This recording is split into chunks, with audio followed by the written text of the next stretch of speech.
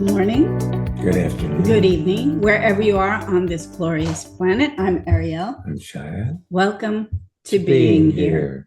In case you haven't noticed, We sometimes finish each other's sentences. and sometimes simul-speak. That's right.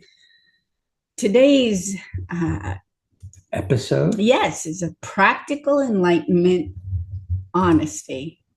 You cannot experience well-being and be enlightened in all practicality if you're being dishonest with yourself. Forget about others. Others come second.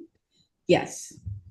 Honesty. Honesty. Transformation is based in honesty. Yes. It's based in seeing what is objectively and having that be what is rather than have it be the way you would prefer it. Because life doesn't show up the way you prefer it. It shows up exactly as it does. And if you're here for it, you can deal with it. And if you're worrying about a future that hasn't arrived or lost in a past that has long ago gone by, then it's really difficult to have a transformed life. And when I say transformed, I mean where you're the author of your life rather than the victim of your life, where situations support your well-being. Well-being is a function of your presence into your life. And that's what this is about. This is about discovering you, not who you thought you were in the story that you've told yourself dishonestly about what your life is about. One of the things it's so easy to be dishonest about is to say how the moment is showing up is not my idea. Well, that's one thing. The other thing is your memories of the past were recorded from who you were in that past. And if you were a child, your memories of how your parents were really is askew from the truth. Even the really good stories are just memory traces. Well, yeah, but any story, the truth believed is a lie. That's what would you call that? A missive, a saying, a Zen koan. A Zen koan. Yes. Reality is such a fragile place that's not determined by what you already know, but you discover it in the moment you're in it. I like that. I do too. Yeah. Because we definitely construct our reality from our beliefs. And reality is also influenced by our way of being. We recently were speaking with a friend of ours whose wife had to unexpectedly go to the hospital.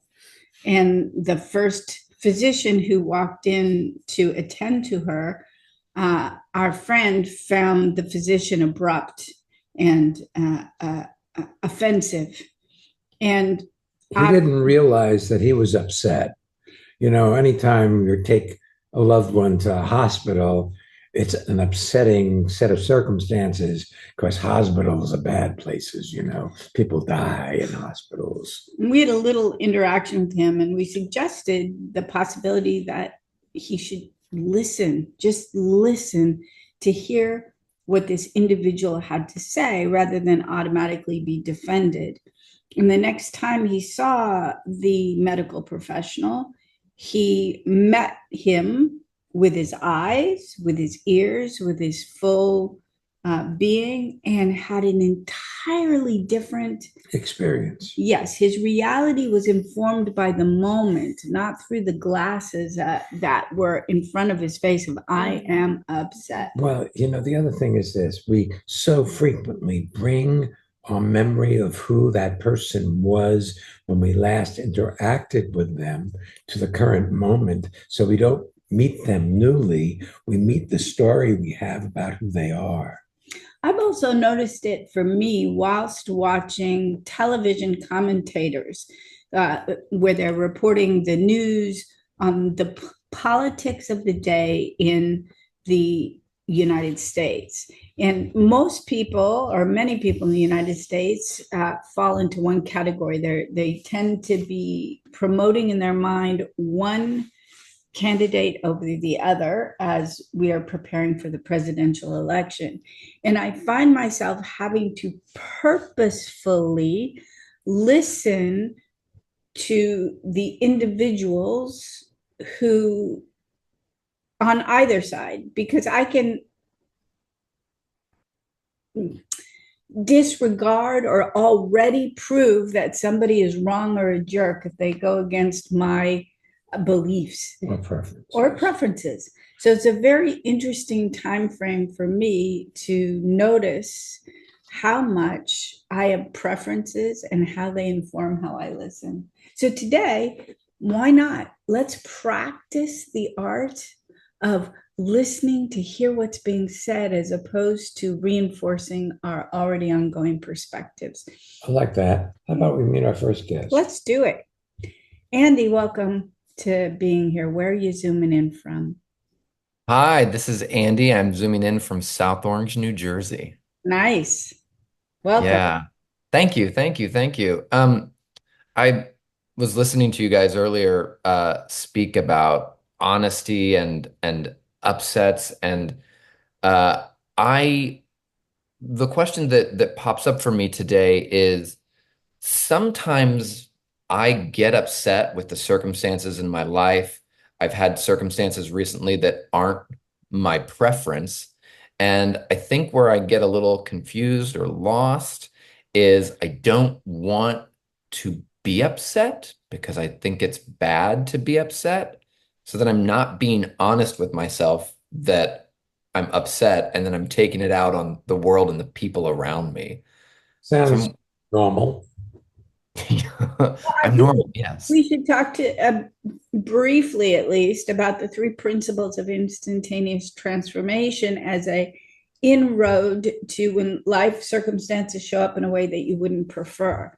So I know you're an actor. You go for a job. You have a brilliant audition, and then you find out you don't get the job. And I'm assuming that that's upsetting.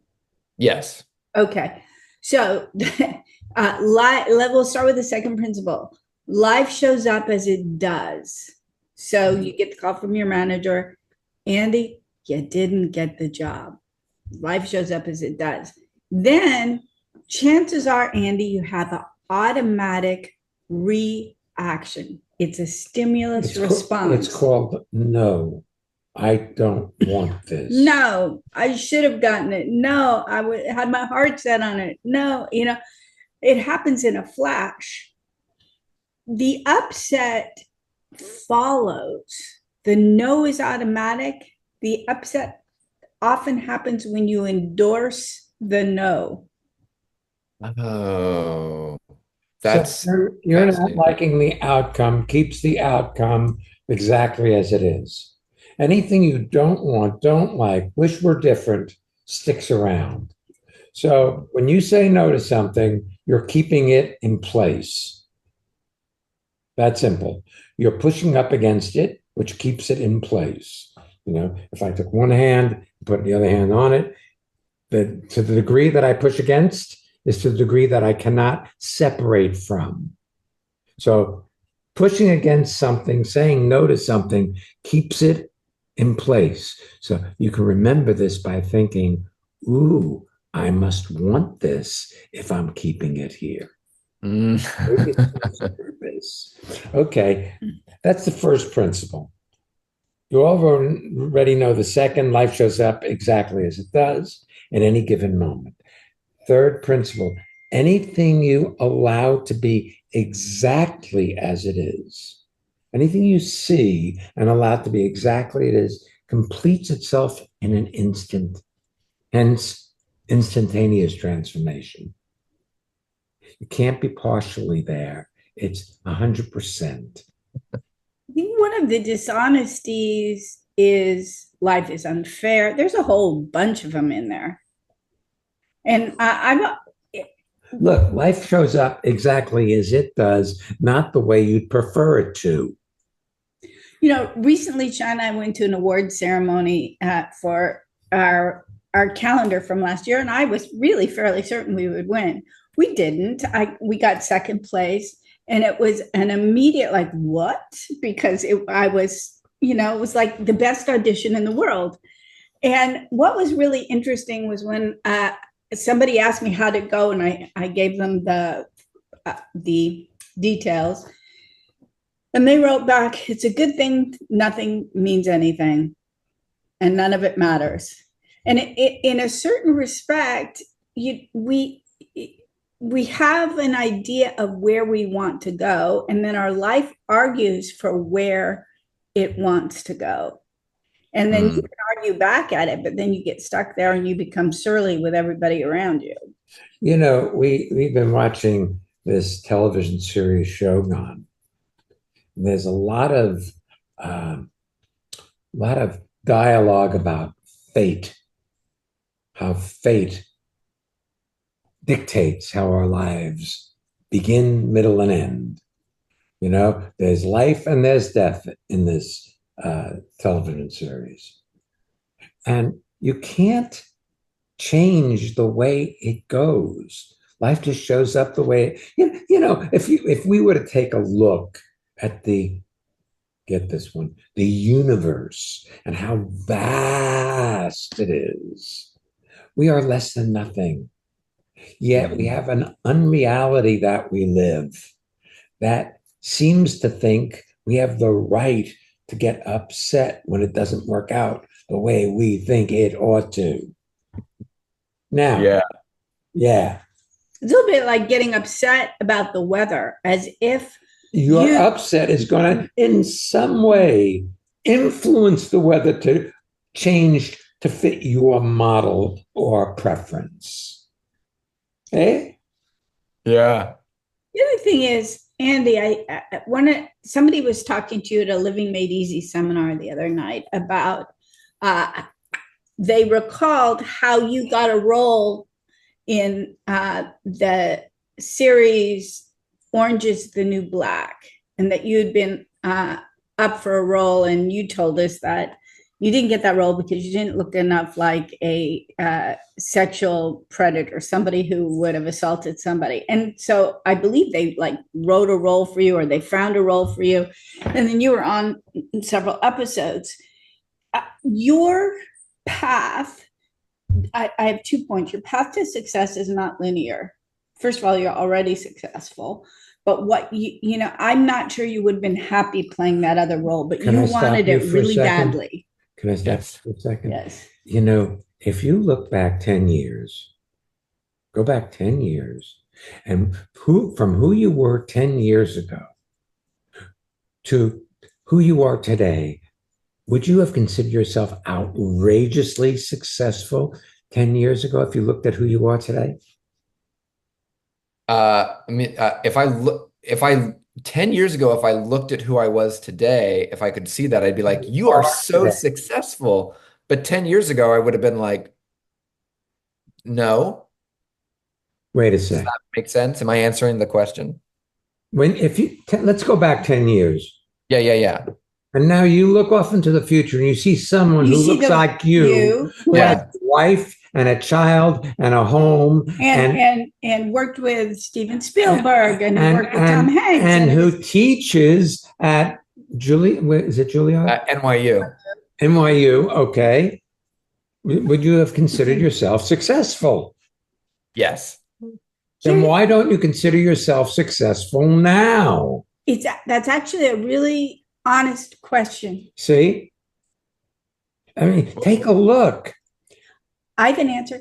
Me. Okay, you answer. The mind can never be satisfied. You can never have enough success. I saw an interview with Tom Cruise, and he was talking about all the money he has. He was talking about a yacht that cost 25 million, a house that cost 40 million, a car that cost a couple of hundred million. Okay. 100,000. No, Not no, a no, car. no. Car. A type of car that he has. Not a couple of 100 million. No, no, more.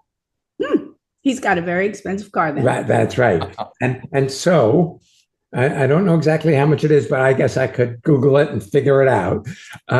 Just to be. But on any day when he's not here, I'm sure he registers none of that as success. His talking about it was from, it doesn't matter. Like, yeah, I guess. Like it didn't matter. It didn't fulfill him. Now, I think he's quite fulfilled as a person just because he has his Scientology and it seems to work for him. But if he still does, I don't know. It's no longer an issue because his stardom has gotten so great that they leave it alone. But what was so surprising, well, it was like Ted Turner. He was being interviewed and he said, success is like an empty bag.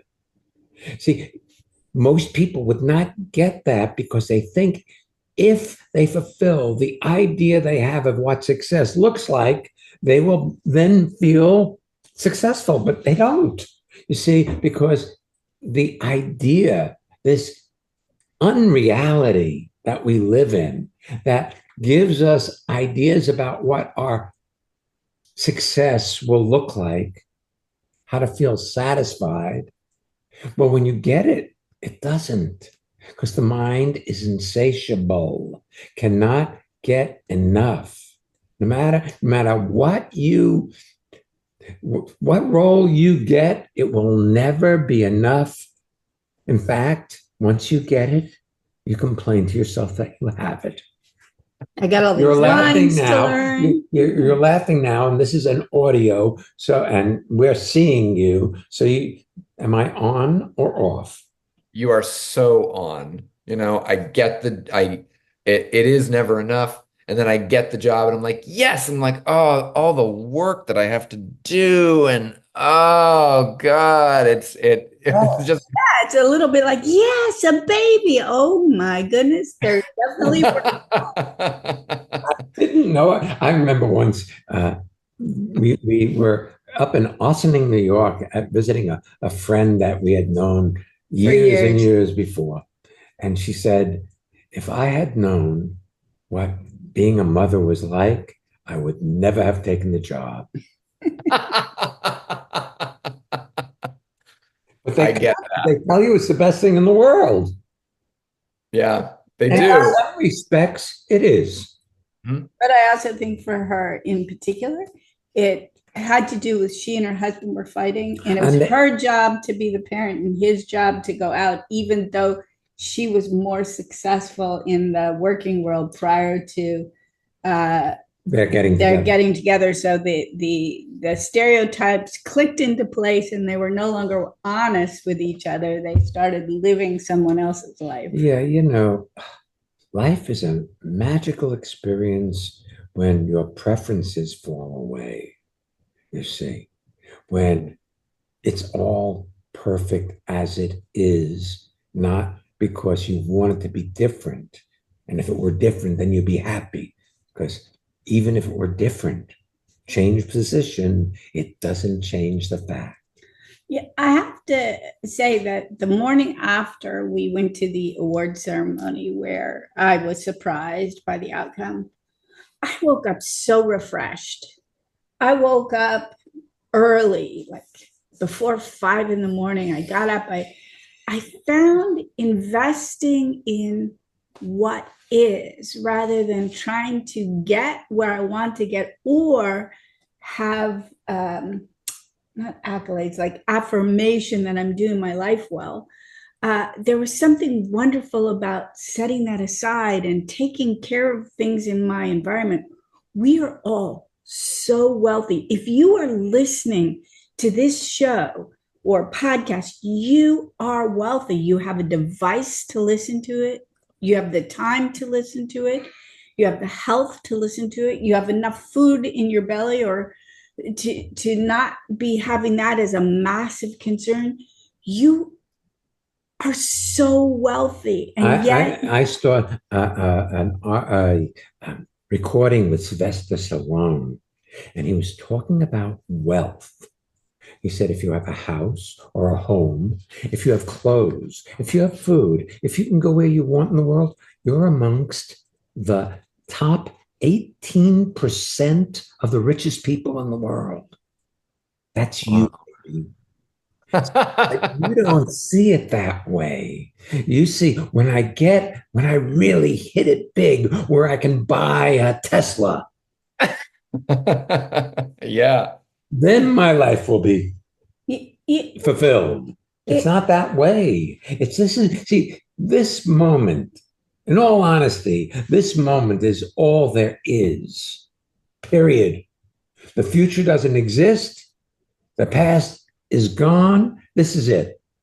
So what you got is what you got. Now, if you allow yourself to have what you have a magical life. If you want it to be different, you've got unhappiness. you want to experience wealth, pick any shelf in your closet and fold your clothes. You'll be shocked at how wealthy you are.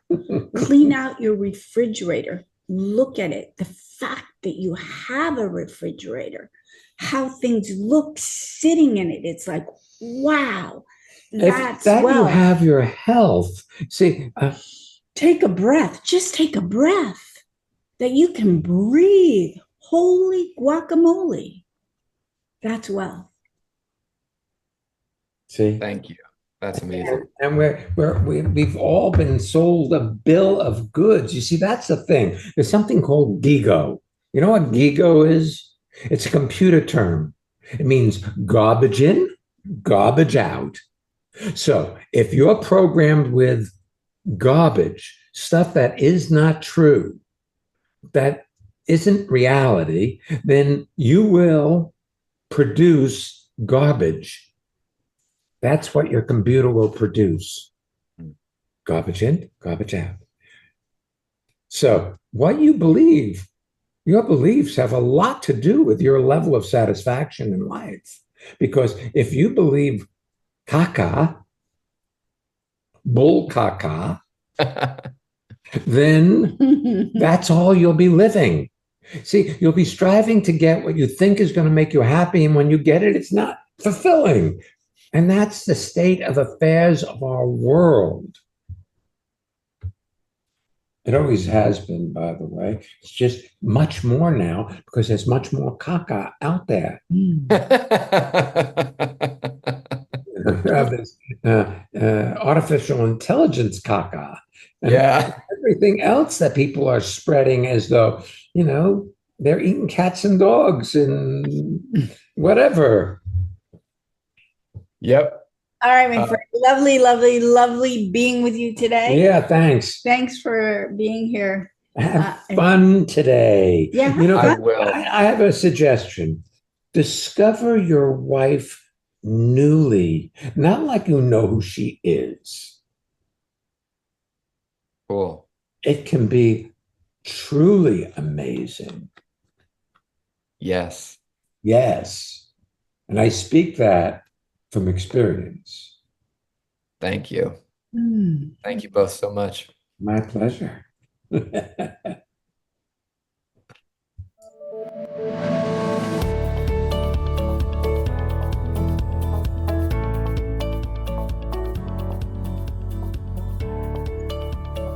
Hey, it's time for the listener feedback spotlight. It's where we get to hear from people in this amazing listenership and transformation community talking about what's happening in their lives. I'm Ariel. I'm Shia. And we are so grateful to be a part of this amazing transformational community. The people in it are Amazing. so true. And every day we feel enlivened and enriched just by being connected to the folks in this community. And we're profoundly grateful. So thank you for listening, and thank you for being a part of it. Yes. Do you want to have well-being with consistency? Connect with people all over the world from the comfort of your own home at Ariel and Shire's lively interactive Living Made Easy virtual seminars. Join any of their 2-hour online events or take a deep dive into the magic of being you at a virtual weekend seminar. Come on, let's connect. Find out more and register at transformationmadeeasy.com. We have Living Made Easy 2-hour virtual seminars that happen on Mondays, Saturdays, and one Tuesday a month. You can check our website and register. You can come to any one of these virtual seminars and come as often as you like. I would give you our website address, Transformation Made Easy, but you already have it because that's why you're here. Not necessarily. No? Because they may have found this on their podcast app and hit it. I see. And have come through that portal. Because this podcast is available on every streaming service. That's great. Isn't that? That is so great. transformationmadeeasy.com is where you find it. And also our upcoming weekend seminars, both of which are virtual. One is happening in December on the 7th and 8th, a perfect time to relax into life. Yes, especially with the holidays coming and all the roundup that happens toward the end of the year. And then the first of the year, January 4th and 5th, we're doing Leap into Life. That's pretty good. Those of you who are coming with us to Costa Rica for our instantaneous transformation adventures there, we're highly recommending you come to Leap into Life and have it be a springboard into your 1 or 2 weeks that you're spending with us in Costa Rica. Of course, either of those courses, if you're finding out about us last minute and would like to come to Costa Rica with us, that fulfills the prerequisite of a weekend seminar. Also, if you'd like to sign up for our newsletter, you can do that as well on livingmadeeasy.com. All those resources are available to you there. Let's take our next guest. All right, Benedict, welcome to being here. Tell people and tell us where you're zooming in from. Hi, I'm zooming in from Mittelberg, Austria, which is in the mountains of Austria. Mittelberg. Nice. Yes, that's the name of the place. Middle mountain village. Nice. What can we do for you, sir? I was listening to what you talked about to Andy before, and I could relate to a lot of things that you talked about, and I also thought about honesty as a topic. And I've been attending seminars with you for, I think, over 10 or maybe over 15 years. And before that, honesty was not something I found a great thing or I thought of as being something great or very important. But it changed a lot throughout the years. And for me, it feels like honesty is really a superpower. And it's really something I found out through you in the seminars, because I traditionally I'm someone, I wouldn't say that I was really honest before I met you. So I was telling myself a lot of... How about you were really dishonest? Yes. Yeah, absolutely right. Yeah. But you see, here's the thing. You have a value judgment on honesty as though it's better to be honest and worse to be dishonest. But yes, if you're just looking from an anthropological perspective, there's honesty and there's dishonesty, and they're not very different from each other. One is telling the truth about a circumstance or situation. The other is telling a lie about that circumstance or situation. What prompts you to lie is survival. The fear that if you tell the truth, there will be consequences which you do not want. So people lie about everything because they don't want to be judged. They don't want to be ostracized. They don't want to be dismissed.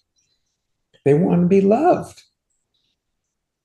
Well, there's also the actions of dishonesty, the kind of thing where you see that, uh, like for instance, the other day I was leaving a store and I had put all my things on the counter and she was going through, and I realized I was holding a little tube of lip gloss or a lip chapstick type thing that I had. And when I realized it was in my hand, it was very obvious she would have no clue that I had it. And it was handing it over and saying, "Oh, look, I'm still holding this. Please charge it," because I would know. And but you see, this goes back to my idea about survival. Mhm. See, if you're worrying about your survival, you will cheat, you will steal, you will probably kill to survive. I agree, definitely. Yeah. Yeah, this is normal in humanity. But when you realize that life really will support you if you let it, it does. Now, we're not talking about the big geopolitical things. I am absolutely certain the people in Ukraine, if they just said, "Oh, life is good, it will support me," their whole life would be a very different thing. They would probably be a province of Russia right now.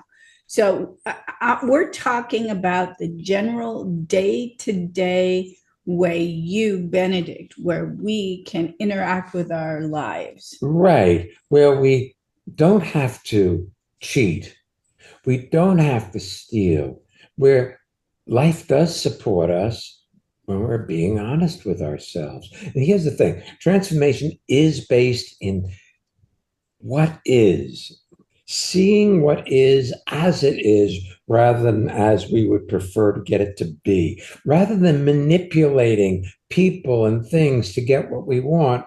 That life shows up taking care of us if we allow ourselves to be truly honest with ourselves. You know, you're married, in your communications with your wife, if you're dishonest, if you're holding something back, if you're not wanting her to get upset with you, so you don't want to tell her that you bought something that was expensive, does any of that fit? Yes. If I would be dishonest, we would have an ongoing fight, definitely. Well, more than that, just as a realization, when there's this technology of being able to have a lie detector machine, so they can hook up to your skin, and the skin galvanics change when you're being deceptive or you're outright lying. I have found that my sense of touch with Shia is so diminished if I'm hiding something. And it doesn't have to be something big or bad. It could be something. She brought me a present, but hasn't told me. I have a real hard time with keeping secrets. It just is a challenge for me. So there's a thing about that where intimacy becomes degraded too when you're hiding things. And I realized also that it goes the other way around. So that honesty creates for me intimacy. Like it's like a wall coming down when I am fighting about something with my wife Sandy, and I become honest about what I do, then the whole fight stops, and suddenly we are close again, and it doesn't even matter what we talked about. It's not, for me, isn't that just amazing? Close again, it's even closer because you're like, here you are. Ariel and I have been together for 42, married for 40, together 42 years, and we are closer now and have had intimacy that has been as intimate as possible. Recently, yesterday. It's like this is better than it was when we first met. What was nice about it, we were talking about it this morning, I mean, aside from everything, was how everything but being with each other disappeared. All of our projects and concerns and thoughts. And it was just where we were was really activated, and all that was outside of that fell away. And then I found that this morning, as we are attending to the things in our home and in our office, and everything is clear and easy. And I often have that dishonesty that I need to hang on to things that I'm working on in the background in order to be efficient. That is an early childhood idea. And the more I let go of that, the easier it is to be here. No, that's beautiful. I can relate to that I think I have to do things to be efficient, and sometimes it really helps me to slow down and don't do anything and then see what really needs to be done. Yeah, awesome. Yeah. So nice being with you today. Really wonderful being with you. It's really nice. Speaking of wealth and honesty, isn't it absolutely amazing that we can connect and you're in the Austrian mountains? The Alps of Austria. And we're in New Jersey. And that for you listeners, regardless of when we recorded this, whether you're hearing it right when we release it, or it's years down the line and you've gotten it out of the archive, isn't it amazing that we have this capability? It's all amazing, unless you're lost in an idea. Or a complaint. Well, the complaint is that this isn't it. Yes. Really amazing. Yeah, I mentioned it earlier that this podcast is on all the streaming services. If you'd like, you can subscribe to the podcast. You can share it with your friends. I find that transformation, my experience of it grows as I give it away. Yeah, sharing transformation. I was looking at why I do this. It isn't to make money. It's to be here in my life.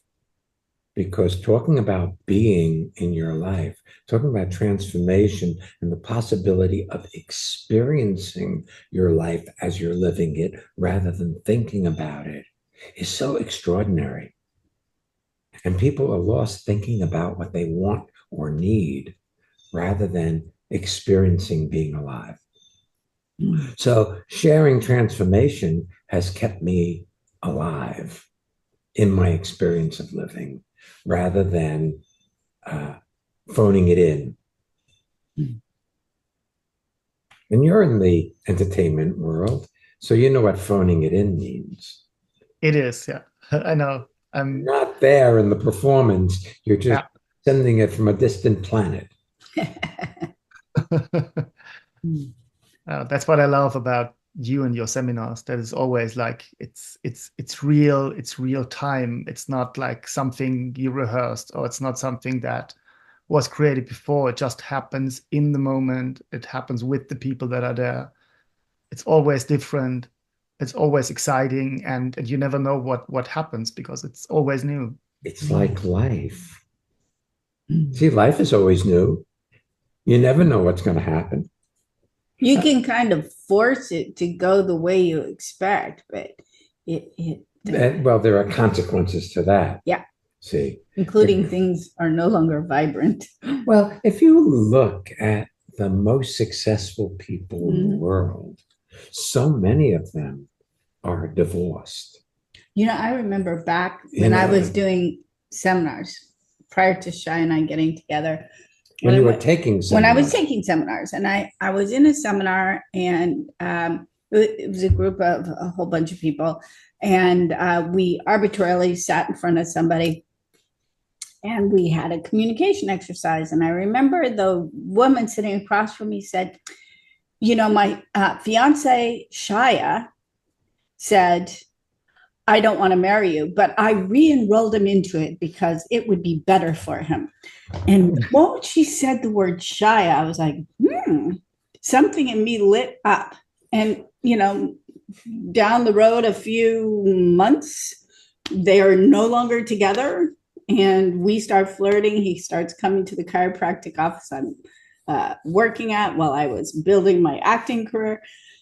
And eventually we had our first date, and then we've been together ever since. But I find it very interesting that she was trying to force it to happen the way her mind said it should, but life argued for something different. And I am so happy it did. Me too. Thanks so much for being with us, Benedict. It really was a pleasure. Yes. Thanks for having me. It was a pleasure being here. Thank you. Our treat, man. Our treat. Oh, ready for next week's podcast? Yes. Leap into life. All right. We'll be back next week. So come on back. And don't miss being here.